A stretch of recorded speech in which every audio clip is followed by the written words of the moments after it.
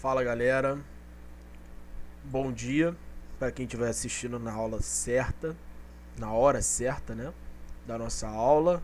Boa tarde, boa noite quem estiver assistindo depois do horário da aula. Mas não tem problema nenhum, rever é sempre bom. Então galera, isso aqui é a nossa aula de instrumentos e medidas da turma 1231 e 1291, ok? A aula de instrumentos e medidas elétricas. Então, galera, o que vai ser apresentado na aula de hoje? Sabemos que estamos no período de quarentena, então as escolas não estão funcionando presencialmente. Logo, essa vai ser a nossa videoaula, que nós vamos estar trabalhando o conteúdo, uma aula não presencial, ok? De certa forma, o conteúdo vai ser passado. De certa forma não, né? O conteúdo vai ser passado. Então fiquem tranquilos, vocês vão aprender a matéria que tem que ser aprendida e a ITERJ está trabalhando para que isso ocorra, ok? Da melhor maneira possível. Nós, professores, estamos se capacitando, então vai dar tudo certo, ok? Então vamos lá. A gente está com a nossa aula de instrumentos e medidas e hoje a gente vai falar sobre simologia dos instrumentos de medidas elétricas. Instrumentos tais que a gente vai estar utilizando em prática, em sala, assim que a gente retornar. E nós começamos a falar, até o conteúdo em quadro, na última aula em sala, sobre isso. Vocês têm bastante material no caderno. E aí hoje a gente vai estar terminando essa aula com a minha explicação em cima do assunto, ok? Vão perceber que algumas coisas vocês já têm até no caderno, só que eu não tive tempo de explicar em sala. Então aquilo que já foi copiado não precisa copiar novamente. Porém, do meio para o fim, o conteúdo vocês vão perceber analisando o caderno aí, que eu não passei ainda, então vocês já podem copiar, ok? Então lembrando, dá pausa agora no vídeo, pega o caderno, lápis, borracha, bota na mesa, bota o notebook aí na mesa com vídeo, celular, fone de ouvido, esquece o mundo externo e vamos estudar, ok? Eu vou tirar o meu rosto da webcam para não atrapalhar o slide, ok? No final eu apareço novamente, galera, vamos lá. Então vamos lá, galera. Vamos continuar a nossa aula. Vamos lá, a gente vai começar pela classe de precisão, ok? A classe de precisão dos instrumentos é representada por números e esses números também são impressos no visor dos instrumentos. Então a gente tem, dentro dos instrumentos de medição, multímetro, amperímetro, watímetro, cofisímetro, o próprio voltímetro e por aí vai, uma classe de precisão. Essa classe de precisão ela fica atribuída aí, vocês estão conseguindo enxergar, a gente tem 0,5, 0,5, 2, 1, aonde que fica essa classe de precisão atribuída? Aqui, ó, é bem pequenininho, não sei se vocês estão conseguindo ver, ok, aqui ó, fica aqui, aqui também e aqui em cima, isso aí é a classe de precisão, ok? Isso é nós falamos em sala de aula que seria precisão e exatidão, né? A precisão seria a capacidade do instrumento de dar resultados precisos conforme nós fizéssemos cálculos, medições repetidamente, ou seja, diversas medições com o mesmo aparelho em cima de um determinado circuito ou componente e o mesmo apresentasse valores parecidos. Ok? A gente não pode confundir a definição de precisão com a de exatidão, ok? Enquanto lá na precisão diz lá, ó, que a precisão é uma relação de aptidão do instrumento a fornecer indicações bem próximas, quando se mede o mesmo mensurado sobre condições rigorosamente similares. Essa é a definição que eu passei para vocês. Então, basicamente, essa classe de precisão ela é importante, ok, galera? Dando sequência, nós temos aí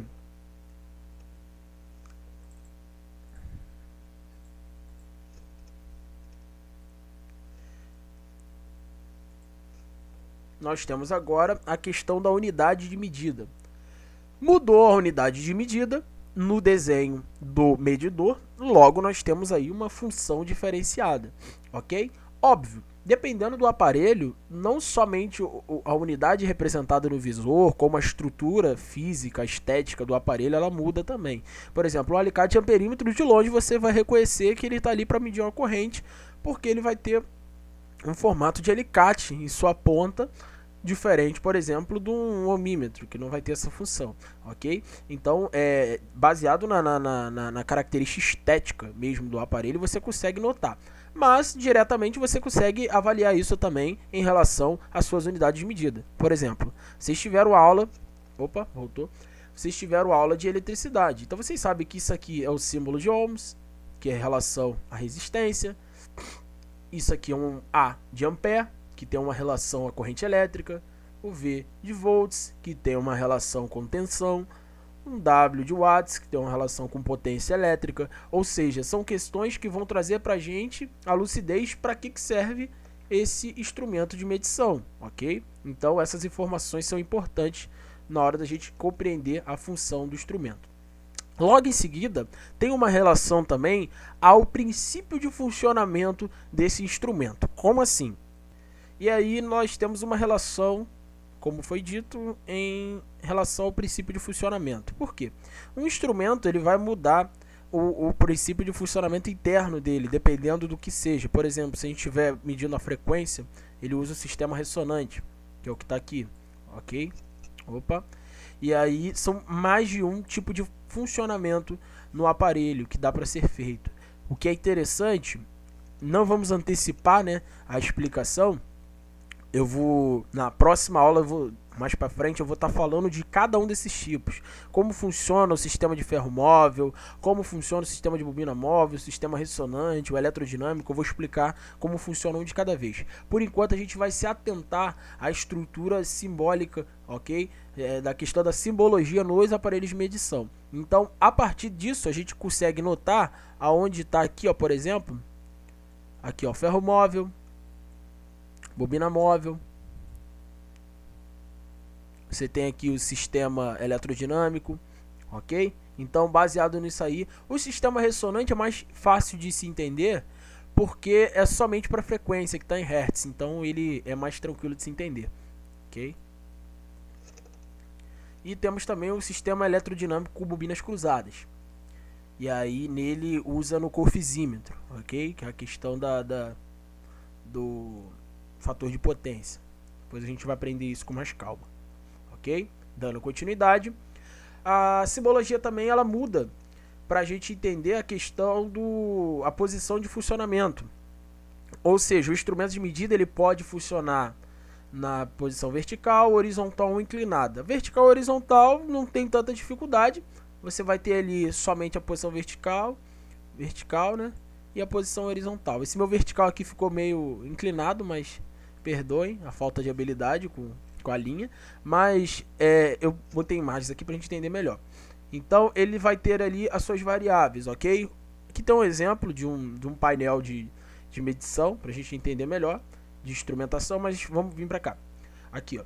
Se vocês analisarem, vocês vão perceber que aqui, ó, eu tenho a posição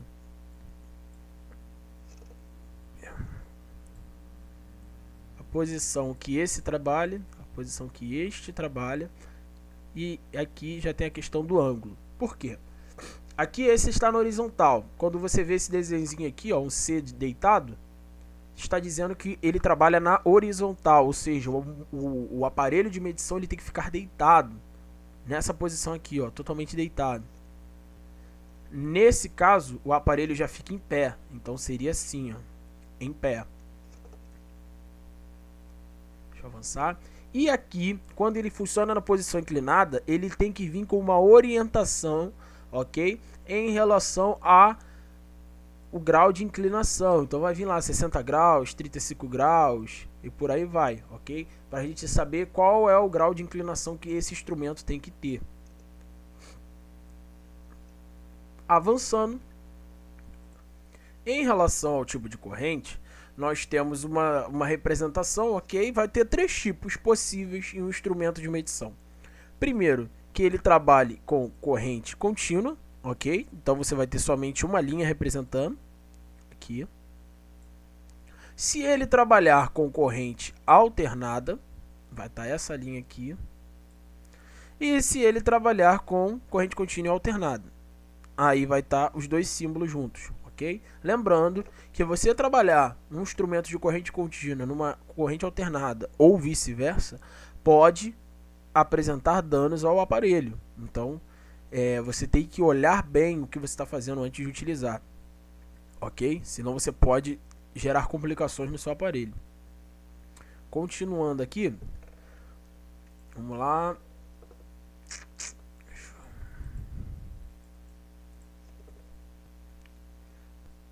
Aí nós temos também uma relação simbólica aí, de simbologia, em relação à tensão de isolação, tensão de prova. Aí está dizendo aí, é o valor máximo de tensão que o instrumento pode receber entre sua parte interna, material condutor, e sua parte externa, material isolante. Esse valor é simbolicamente representado nos instrumentos pelos números 0, 1, 2 ou 3, contidos no interior de uma estrela. Vamos lá. Tá vendo essa estrelinha aqui, ó?